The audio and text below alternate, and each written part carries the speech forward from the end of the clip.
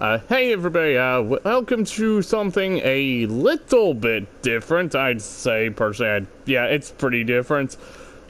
We are going to be talking about X things I love or hate about, in this case at least, Salt and Sanctuary.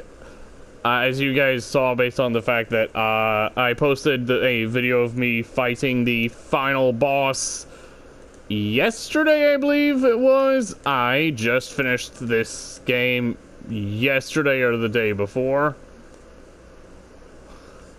But yes, I am going to be listing off various things that I liked about it and things I really didn't care for about it. I'm obviously going to be starting with the things I liked about it, and then going into the things I didn't really care for about it. Moving on to my first love about Salt and Sanctuary. And by the way, credit goes to the Democracy for giving me the inspiration for this. But moving on to my number one love about this game, the art style. I love the way everything looks, personally. Okay. I am playing on my New Game Plus character, so sorry if my Salt gain kind of seems unequal to your playthrough, because once again, playing this on my New Game Plus character, the character I just beat the game with. But whatever. The art style, I think the way that they chose to make this game look just made everything look very hopeless, and I guess that's the kind of style they were going for. I'm not entirely sure. Don't quote me on that. I actually don't know what they were going for. I wish I did. Whatever. Actually, what is down here? Whatever. Let's just move on. But the way that the game looks, it just makes everything kind of pop out, and it just, despite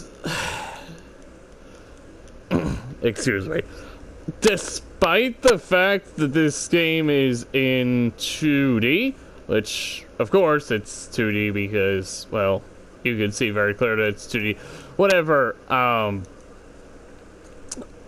So the fact that it's 2D just, I think this game would not have worked as a 3D game. I think it had to have been 2D, because if they had gone for this art style while it was 3D, I don't think it would have worked well, actually at all for that matter. Yeah, I don't think it would have worked. The reason behind that is because the art style just has a certain charm to it. The way everything looks, and I hate to be redundant, but the various enemy designs I think look really cool, which again would not have worked really at all if it were 3D. The bosses especially, I think, look really cool. Some of my favorite designs being the Kraken Dragon. I don't even know how to pronounce his name, but it's the penultimate boss, the boss you fight right before you get to the Still Temple. I really like his design. The third lamb, I think, has an interesting design. There are so many interesting enemy designs that, frankly, I don't even know how to explain it, because, yeah.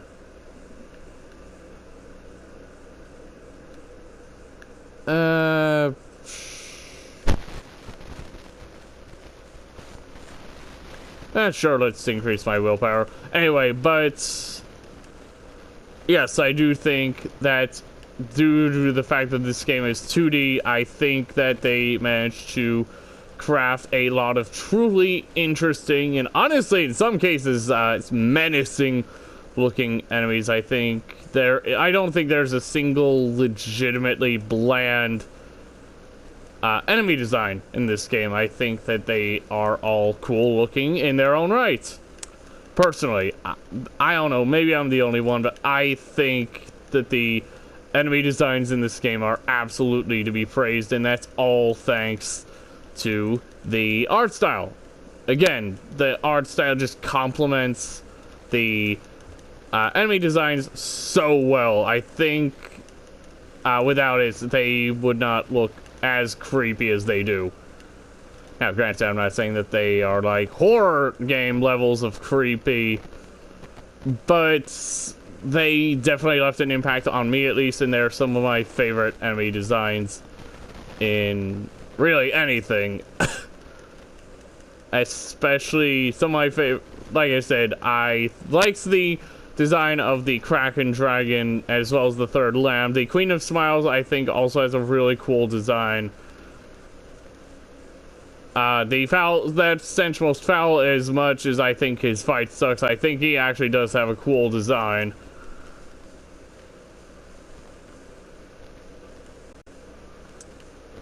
And there are just too many cool designs to even bother counting. I'm just... Well... It's definitely difficult to explain, but... Yeah, I'm just gonna move on to my number 2 love. My second love about this game are the controls. And... obviously, considering this is a Souls-like game, you would think that they have somewhat similar controls to the other Soulsborne games, but no, they don't. The Salt and Sanctuary has a very different control scheme than that of the Soulsborne games. For example, in the Soulsborne games, you use R1 and R2 to attack. However, in Salt and Sanctuary, instead of using R1 and R2 to attack, instead you use R1 to use your items, which in the Soulsborne games you would use square to use your items, and then you use R2 to roll, whereas in the Soulsborne games you actually used circle to roll, not R2. You attack with square, which, as I said, you used square to use your items in the Soulsborne games. I really like how they kind of toyed with our knowledge, quote-unquote, this way.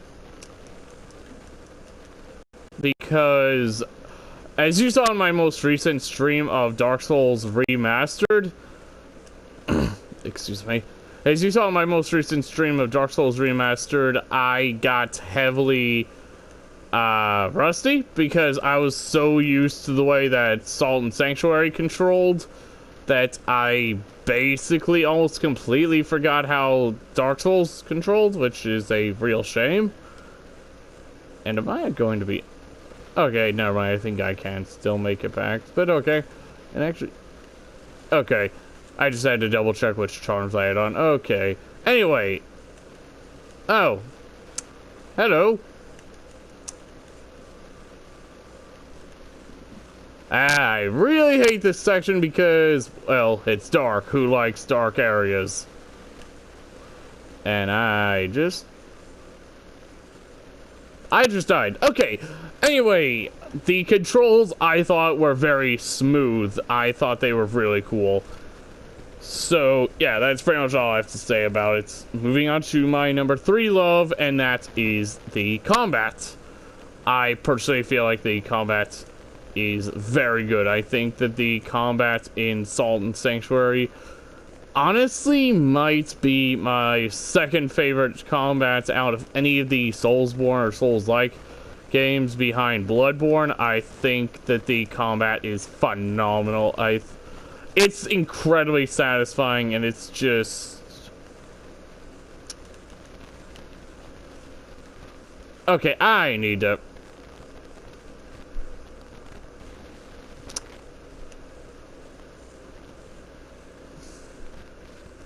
Oh yeah, that's a mechanic you can do, but whatever. So... due to the way that combat works at... Okay. Wow, I could have killed him in 3 hits? Huh. I am really pissed that I lost 100,000 salts, but hey, what can you do? Oh god, I hate these mages. Now that you think of it, I also really hate these friggin' shield users.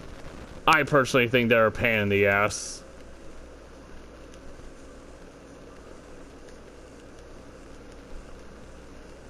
Okay, so the combat just flows together so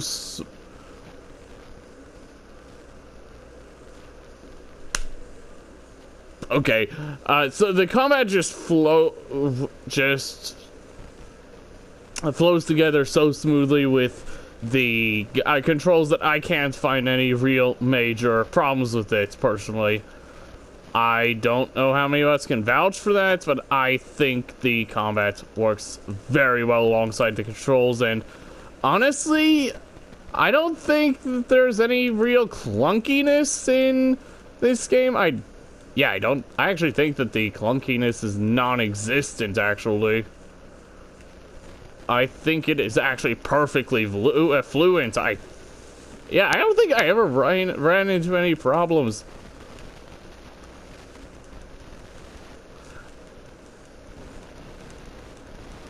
Okay, come on.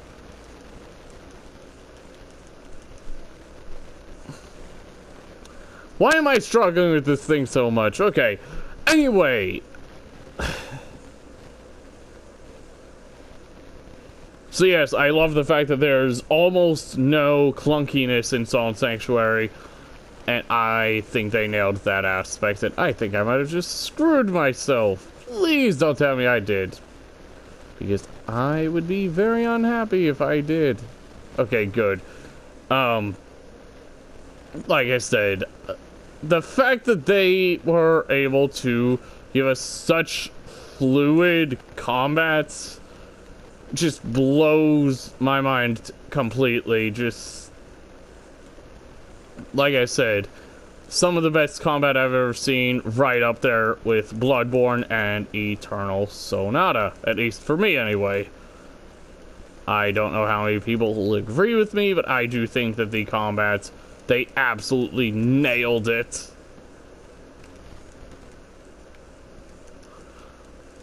Okay, now if I could kindly freaking not die, and I think I want to go down here. Okay, moving on to my number 4 love, which is the exploration. The thing is, the other Souls, like in Soulsborne games, actually, I think.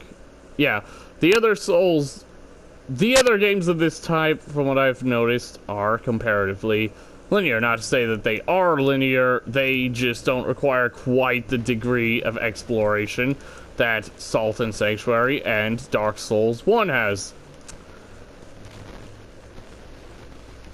It's just the amount of exploration that they require, especially Dark Souls 1, as much as I don't like it, I will absolutely give it that. I think, honestly, the amount of exploration required in Dark Souls 1, I don't think has been matched even to this day. And that is truly an accomplishment. Just, phew. Yeah, just... But yes, this game is not linear at all. It's pretty much completely open. You can go to any areas as you please. There really aren't any linear areas aside from the Steel Palace, and even then, of course, that's going to be linear because it's basically one big hallway with no enemies except for the final boss. Still not getting over that. Still not over that. Just, what were they thinking? After all these unique and honestly interesting areas, they just throw us an area that has next to no substance aside from several items and a boss. What?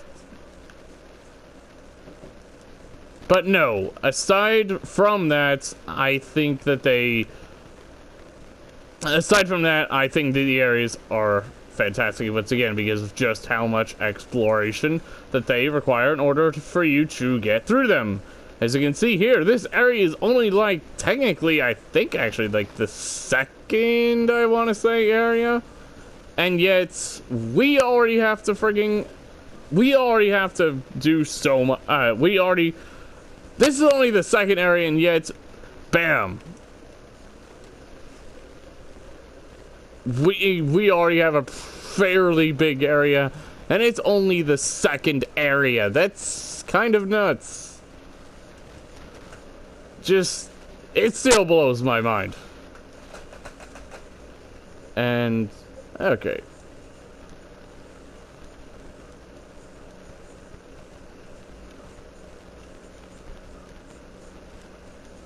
Apologies. Okay. So, yes, I think that the amounts of exploration that they require you to do is absolutely staggering. And honestly, it's the closest they've come so far to matching Dark Souls 1 in that regard.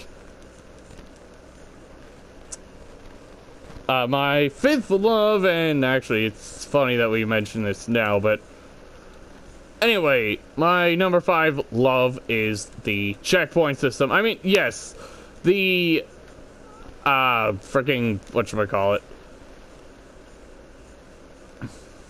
And I just okay. So yes, I know that the sanctuaries function almost identically to bonfires in the Souls games, and yes, that is actually the case. They do function nearly identical to the bonfires. I will absolutely give you that. But being similar to something doesn't make it bad. In fact, honestly, if it ain't broke, don't fix it.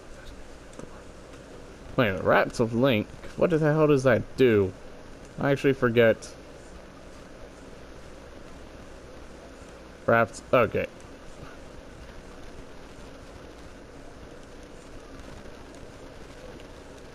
And wow, we got seriously off track. But yes, I know that they function almost identically to the bonfires. And honestly, that's not 100% the case. There are actually some differences between bonfires and the excuse me, and sanctuaries. For example, at bonfires in the Soulsborne games, you couldn't really change your covenants on the fly. In fact, honestly, it was kind of a bitch to actually change your covenant. But in Solid Sanctuary, you can basically change your covenant on the fly. And I'll get back to that. And I'll get to that. Wow, I cannot speak today. I will get back to that at a later point when we get to one of my later loves about the game.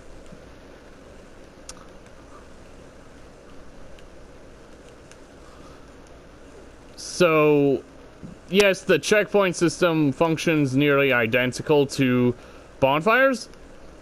I will absolutely give you that. But for me, it separates itself well enough that it doesn't really matter how similarly it functions. The thing is, in Soulsborne, the way you got various NPCs to come to your hub area, honestly, they basically came automatically. You didn't really have to work in order to get the NPCs to your hub area. I'm looking at you, Fire Onyx Shrine from Dark Souls 1. But in Sultan Sanctuary, instead, the NPCs are made into items. And mind you, they are consumable items. So it's not like you have an unlimited use of them, because that would be stupid. Instead, they are put into items called stone, whatever the NPC is. That means that this item only has a one-time use. So once you use that, you can't use it again until you get another one of those items, which means you really have to be like, okay, yeah, do I really want to use this NPC item right here? And I think that's really smart on the developer's part, making you kind of have that dilemma.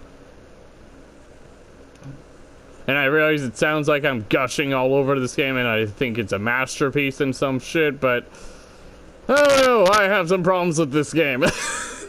But we'll get to that later.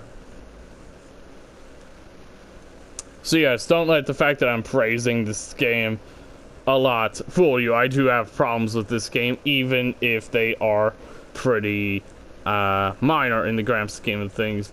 Moving on to my number 6 love, and that is the fast travel system. The thing is, I know that not a lot of people approve of the fact that they started letting you teleport to whatever bonfire you want right from the beginning of the game, starting in Dark Souls 2, whereas in Dark Souls 1 you had to get more than halfway through the game before you could do that. Excuse me. No, it's actually different in Salt and Sanctuary. First of all, you need one of those NPCs that I mentioned earlier, that being the Stone Guide.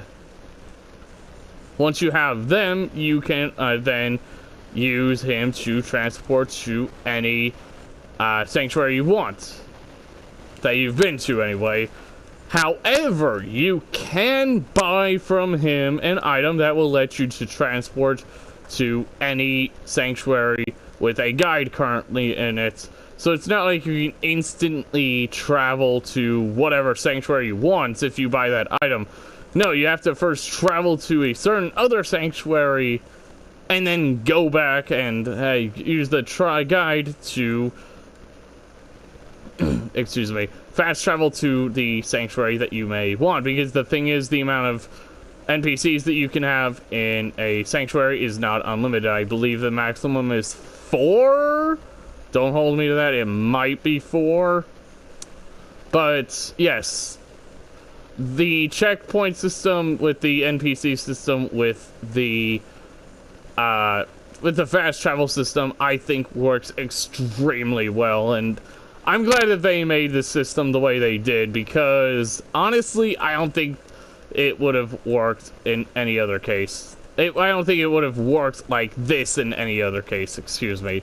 Well, at least make sure you can actually speak, Evan. Jesus. And I'm gonna have to call out. And speaking of items that let you return to any sanctuary, we have this.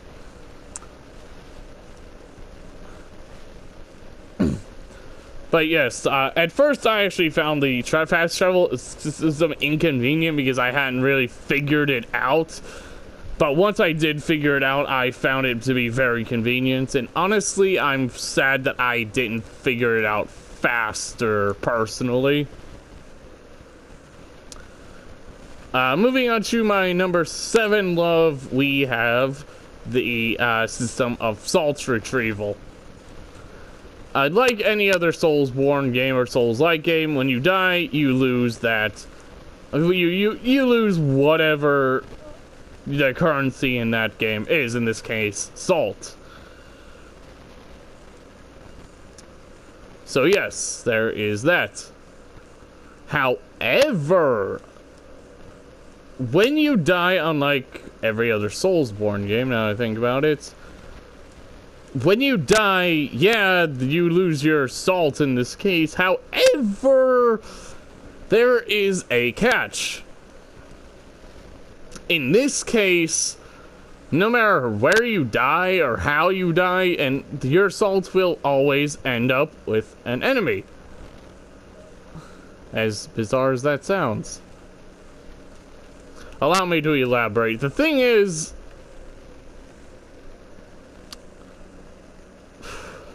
if you die by an enemy, that enemy will then take your salt. However, unlike in the Soulsborne games, where they just simply stay at the same strength when they kill you, when enemies kill you in Salt and Sanctuary, they're actually made stronger, as bizarre as that sounds. So it gives you an incentive to not die, because, again, it will make the enemies that killed you stronger, which I really like that. I think that's a brilliant mechanic. However, if you don't die to an enemy, for example, if you die to just simply falling too far, which actually now I think about the fall damage in this game is a little ridiculous, but it didn't really get to me personally.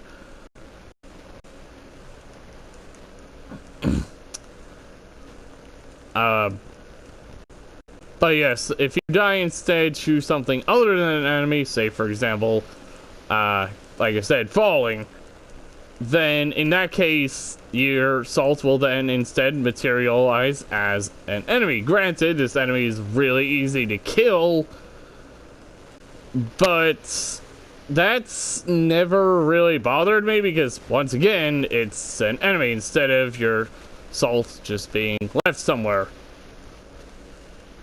You know, in most Soulsborne games, that being wherever you died, and in Bloodborne, it can sometimes be stuck with an enemy, sometimes just slaying around. It really depends whenever the game feels like it, basically.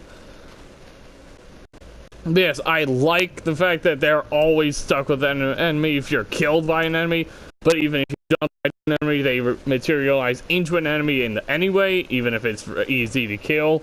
I wish that system stays, and I hope more games adapt something like that because it's brilliant. Moving on to number 8, and we have the level up system. As you actually might have seen when I went to level up, it's actually not quite the same as the Souls games. In Salt and Sanctuary, when you level up, you simply get a skill point, which you can then use to increase any of your stats, which, yeah, on the surface, it sounds pretty much identical to how it works in Soulsborne. You know, just increasing your stats by leveling up. But no, the difference here is the fact that... Okay, come on. Okay, thank you. And that's the enemy I was talking about when I said that they materialize as an enemy. Even if you don't die to an enemy, they turn into that thing there. That weird bat thing.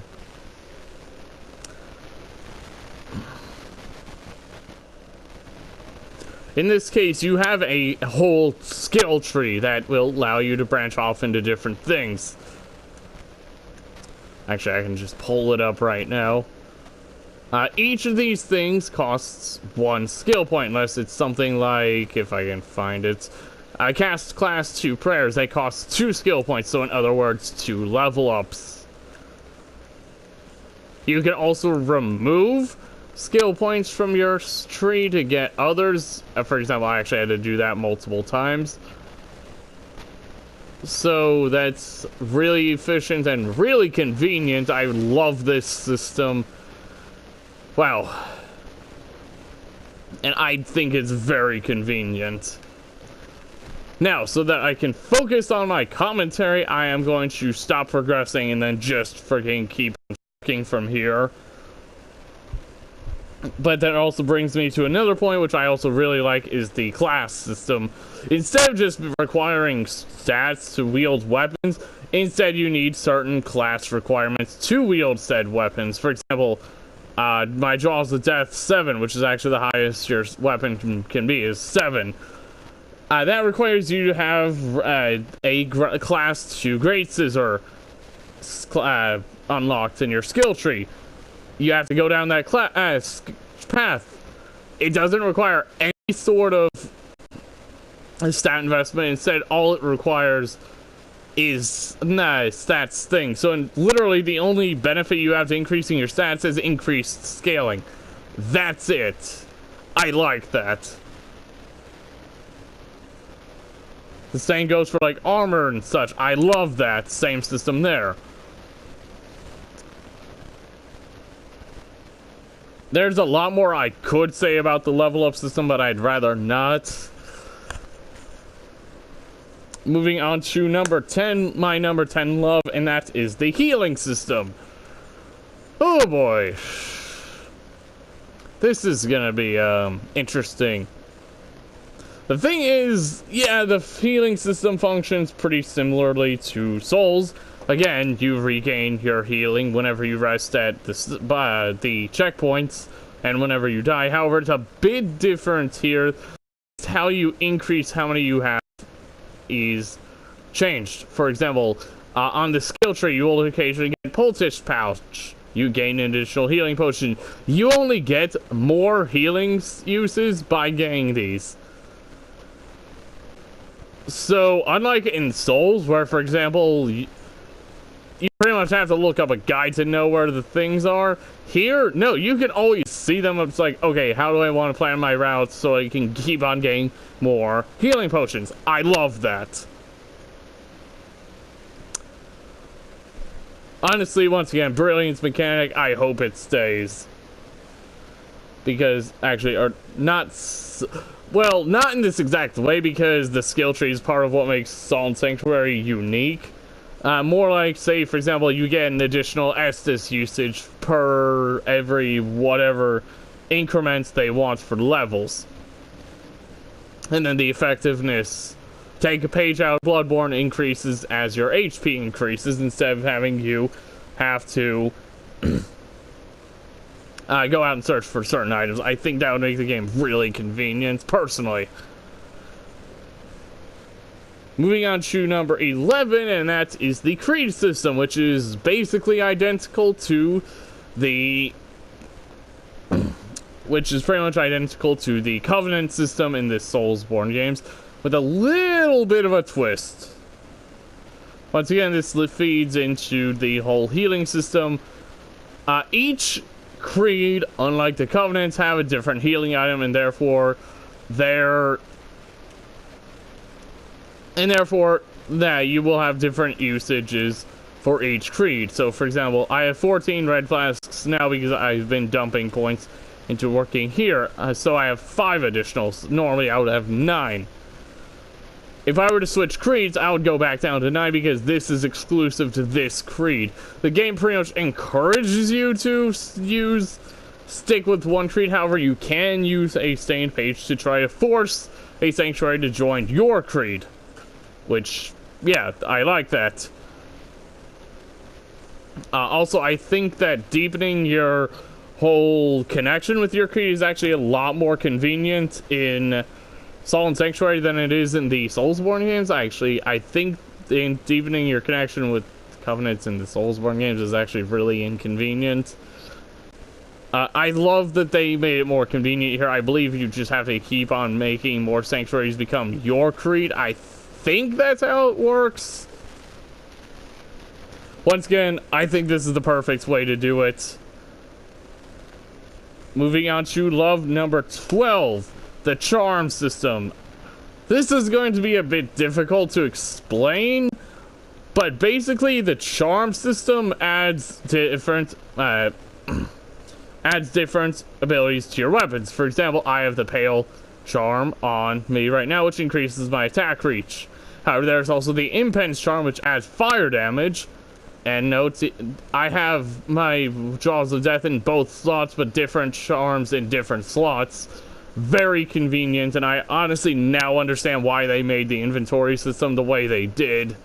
It was so that you could have multiple weapons with multiple abilities. You just could switch between them on the fly instead of having to go into your inventory and manually swapping that out. Very thoughtful, and I honestly don't understand why I thought that was terrible at first. I literally, yeah, it's like, what? There's also one for adding poison, stagger damage. Increases your attack power, but costs you salt every time you attack, for example. There's also one that illuminates your surroundings.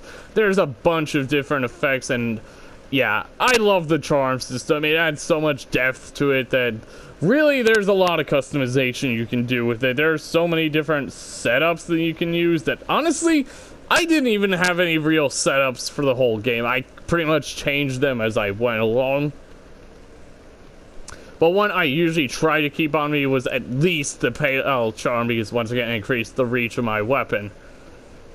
That is probably the best one in my opinion, but whatever. moving on to my final love, and that is the areas. I'm one of those people that really only cares about the bosses in Soulsborne. It is very, very difficult to get me to give a shit about the areas. Not so with Salt and Sanctuary. I can safely say that I enjoyed most of the areas in Salt and Sanctuary. I think the only areas that I didn't particularly enjoy were Cyan. Actually, no, wait, Cyan Lake wasn't even an area, really. It was literally just the Witch of the Lake fight. Never mind. The Pitchwoods, and honestly, the Steel Palace. I think those are the only two areas I didn't like.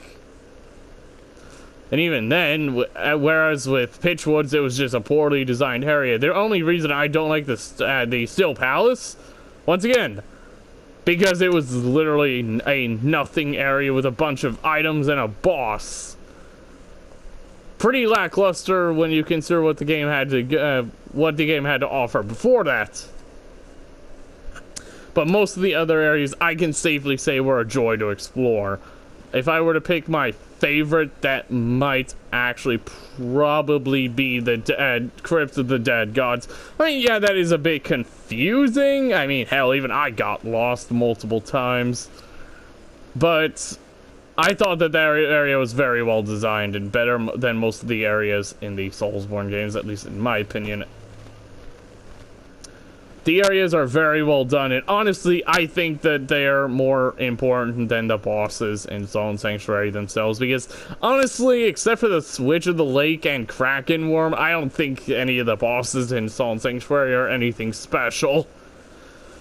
And even then, I only really like this Witch of the Lake fight so much because she kicked my ass so hard, and well, yeah, I uploaded a video detailing most of my fights with her. I think she took me like 18 tries total. Absolutely absurd. Hands down the hardest boss in Salt and Sanctuary for me, but yes. Love the areas as a whole. Yeah. Now that I'm done praising the game a whole bunch, let's move on to the things I don't like about it. And just to note, there's only 4 of these, however, they are pretty significant. My number 1 hate, though it's not the most significant, that's probably hate number 4.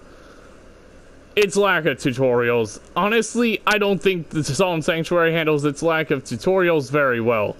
Yes, like Soulsborne, there are messages that tell you different things about it, but for example, the way your HP increases, there's no way the game tells you about that. The game just expects you to somehow figure out that your HP goes up whenever you level, and even then, your HP doesn't go up with every level. It's pretty much random when the game decides to let you level. Or when the game decides to let you increase your HP. It's just absolutely absurd. It's just stupid in my opinion. Just why?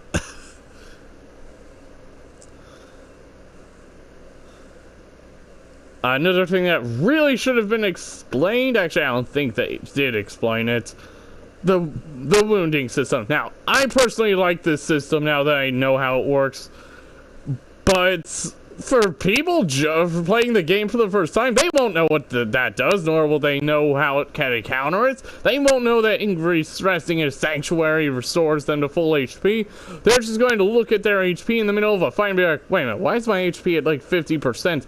That was very poorly explained, and honestly, I think that should have been explained. I figured it out, but no. Before I start going into a further tangent, let's move on to my number 2 hate, and that is the soundtrack. I'm not even kidding when I'm pretty sure, when I say that I'm pretty sure I can say that count with one hand the number of tracks in this game, and none of them are memorable to me. And keep in mind, there's 23 bosses. There's only 2 boss themes, and the second one only plays during the final boss. What the actual fuck?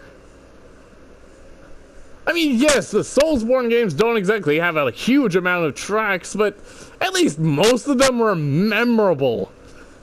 Here, what? It just completely baffles me why they decided to make such a minuscule soundtrack and then not even make so many tracks, and then on top of that, bam, not even that memorable. What? Moving on to hate number 3, we have the farming. Now, at first, I couldn't figure out how to get my weapons upgraded. Even once I did, I had to go back and farm for said materials. One problem. You can't get any of most of the materials except from drops from enemies. So, for example, the weapon, the material I needed to full max out my Jaws of Death, I think it was the Enduring Skull. That's not obtainable by drops by chests or sold by merchants. No, you have to kill a very certain enemy until it decides to drop it, and even then I think it's only like a 3% chance, if not lower. And yes, there is a way to increase your item drop rate, but that's still pretty ridiculous. I think that they should have made the farming a lot more convenient than they did. Moving on to my final hate, and yeah, the most significant, the lack of direction. Now, obviously, Soulsborne does this as well, not giving you very much direction to go. But the difference between Soulsborne and Solemn Sanctuary is the fact that Soulsborne actually gives you some non-verbal communication as to where to go. Solemn Sanctuary, they pretty much expect you to figure it all out yourself. Now, to be fair, I did credit the exploration, and I do still stand by that, but they give you absolutely no clues.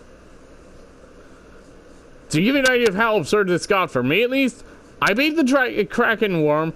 However, immediately after that, I stumbled upon the Dome of the Forgotten, which is an area that's meant to be saved towards the last third of the game. And I wasn't even halfway through the game yet. I wound up having to grind 30 to 40 levels to finally beat the third land.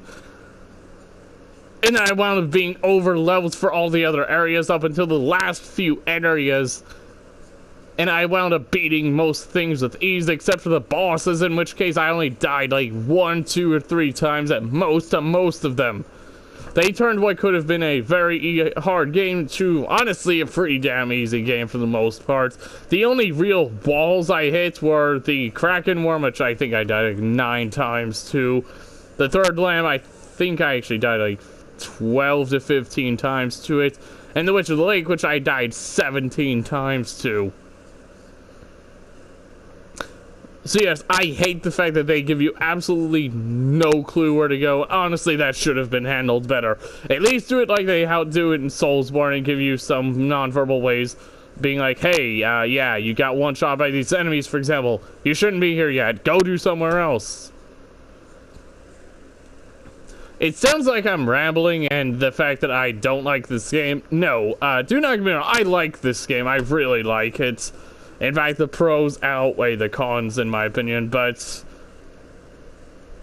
I do have problems with it. Honestly, if you like these sorts of games, then I highly recommend it. You should definitely give it a try. I don't know if you're going to like it. I know I did as a whole, but I think it's very good, despite its problems. Anyway, I hope this turned out at least half decent. This has been Evan Sharkowski. I'll see you guys in the next video. Bye.